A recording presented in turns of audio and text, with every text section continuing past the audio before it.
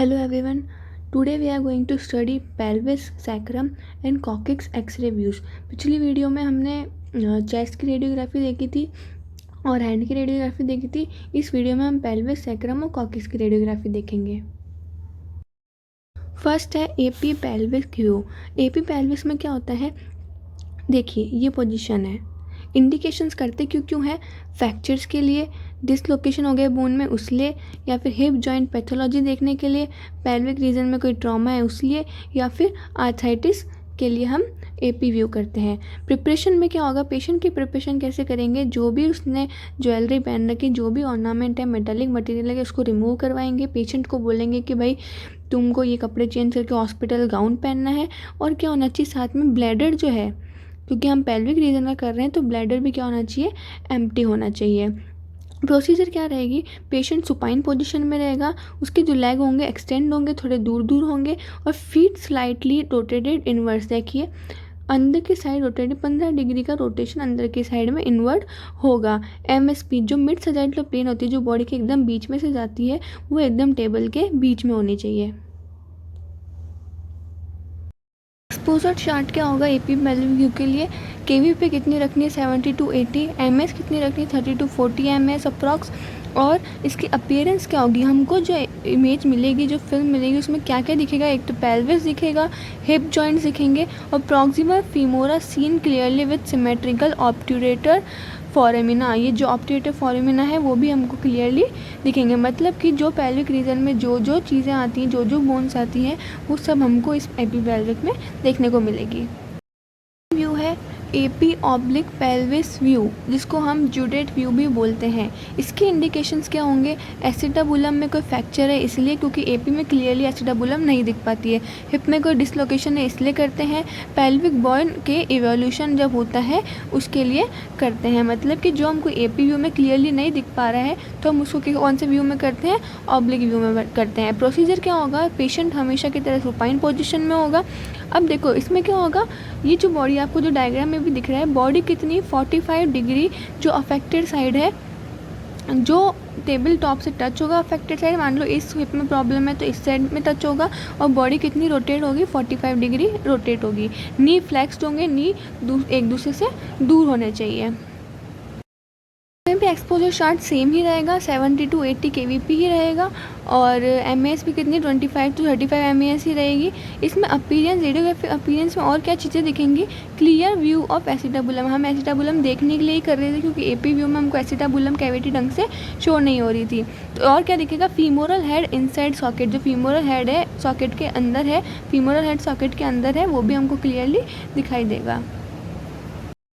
View है lateral pelvic view.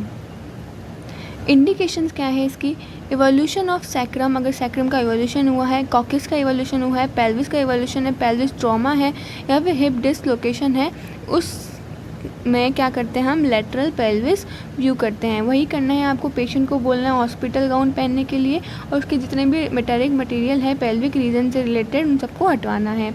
उसके बाद क्या है, प्रोसीजर और पोजीशनिंग क्या होगी इसकी, patient lies on affected side, जो साइड प्रॉब्लम है, जिस साइड में प्रॉब्लम है, टेबल टॉप जो पेशेंट का काउच होता है वो साइड उसी पे टच होनी चाहिए. हिप्स एंड नी फ्लैक्स्ड, और हिप्स और नी कैसे होनी चाहिए, फ्लैक्स्ड होने चाहिए. पेल्विक लेटरल रीजन कर रहे हैं, आपको पोजीशन दिख पा रही है, टेबल टॉप में साइड में लेटाना है, इसको पेशेंट को साइड में लेटाना है, सुपाइन पोजीशन से लेटरल साइड में लेटाना है. एक्सपोजर चार्ट में क्या रहेगा, केवीपी 75 to 85 केवीपी रहेगा और एमएस कितना रहेगा, अप्रॉक्स 40 एमएस रहेगा. रेडियोग्राफी अपीयरेंस की बात करें तो क्या क्या दिखेगा हमको, lateral outline of sacrum, sacrum की लेटरल आउटलाइन दिखेगी, कॉक्सिक्स दिखेगा और पेल्विक बोन भी क्लियरली दिखाई देगी. ठीक है, अब है frog leg view. Frog leg view में क्या होता है, इसके इंडिकेशंस क्या होते हैं, क्यों करते हैं हम फ्रॉग लेग व्यू को. इसके इंडिकेशंस होते हैं hip joint dislocation, development dysplasia of hip, DDH. इसका मतलब होता है कोई बेबी है, उसमें अगर हिप जॉइंट प्रॉपरली बन नहीं पाया है, प्रॉपरली डेवलप नहीं हो पाया है, तो वो होता है DDH. और क्या किस लिए करते हैं हम, फीमोरल नेक फ्रैक्चर के लिए. प्रोसीजर पेशेंट पोजिशनिंग क्या होगी, पेशेंट सुपाइन पोजिशन में लेटा होगा, बोथ नीज फ्लैक्स्ड, बोथ नीज कैसे होंगे, फ्लैक्स्ड होंगे. Thighs abducted like frog leg, जैसे कि फ्रॉग के पाँव होते हैं, जैसे कि फ्रॉग के पैर होते हैं, वैसे ही पेशेंट की पोजीशनिंग होगी। इसका एक्सपोजर चार्ट कैसा होगा, KVP 65 to 75 रखेंगे, MS कितना रखेंगे 20 to 30 MS रखेंगे। अपीयरेंस में हमको क्या क्या दिख रहा है आप खुद देख के बता सकते हैं क्या क्या दिख रहा है। फीमोरल नेक दिख रही है, हेड दिख रहा है, एसिडनाबुलम विजुलाइज क्लियरली, उसके साथ साथ में हमको ये फीमर का हेड दिख रहा है, पेल्विक एरिया की जितने भी बोन्स हैं, सैक्रम कॉक्सिक्स भी हमको दिख पा रही है। अब है सैक्रम और कॉक्सिक्स व्यू, इन दोनों का AP व्यूज़ बहुत सिमिलर होता है। देखिए हमने जो पिछले पेल्विक के जो व्यूज़ पढ़े हैं उसके हमको अगर सेंट्रल रे की बात करनी पड़े कहाँ से एक्सरे पास होंगी, तो उसकी सेंट्रल रे हमें कहाँ पास करानी होती है, ये जो इलाइक क्रस्ट है और प्यूबिक सिम्फाइसिस है उसके मिड में हमको सेंट्रल रे पास करनी होती है। ठीक है, अब सैक्रम और कॉक्सिक्स व्यू देखते हैं।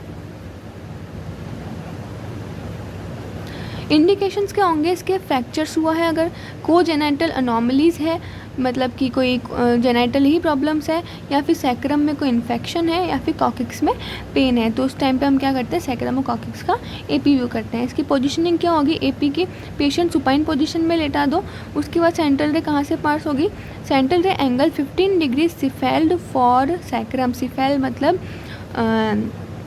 जो आपका ब्रेन है उस साइड में इसकी सेंटरिंग एंगल देंगे, कितना एंगल देंगे 15 डिग्री एंगल देंगे। देखो दो टाइप के एंगल होते हैं, एक होता है कॉर्डल एंगल और एक होता है सिफेलिक एंगल। अगर हम सेंट्रल रे की जो एंगल है हम ब्रेन की साइड में दे रहे हैं तो उसको सिफेलिक एंगल बोलते हैं, अगर पैर की साइड में हम एंगल दे रहे हैं तो उसको कॉर्डल एंगल बोलते हैं। तो इसमें किस साइड में एंगल देना है हमको, सिफेल फॉर सैक्रम। सैक्रम के लिए कहाँ एंगल देते हैं, ब्रेन की साइड में देते हैं, और कॉक्सिक्स के लिए हम कहाँ देते हैं 10 डिग्री कॉर्डेड फॉर कॉक्सिक्स, हम पैर की साइड में सेंटरिंग करते हैं। देखिए वापस समझ लीजिए इसको,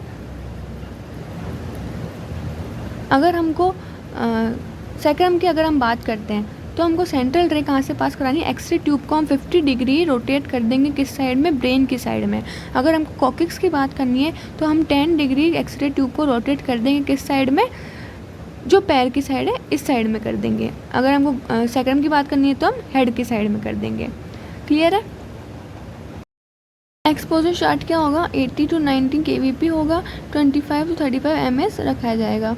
अपीयरेंस की बात करें तो अपीयरेंस क्या होगी, सैक्रल फोरामिना दिखेगा हमको सैक्रम का, और सैक्रल का कर्व दिखेगा, और कॉक्सिक्स भी हमको विजुअलाइज होगा। पेल्विक के सारे व्यूज़ हम पढ़ चुके हैं, सैक्रम और कॉक्सिक्स के भी AP व्यू हमने पढ़ लिया है। आज के लिए बस इतना ही, मिलते हैं नेक्स्ट वीडियो में।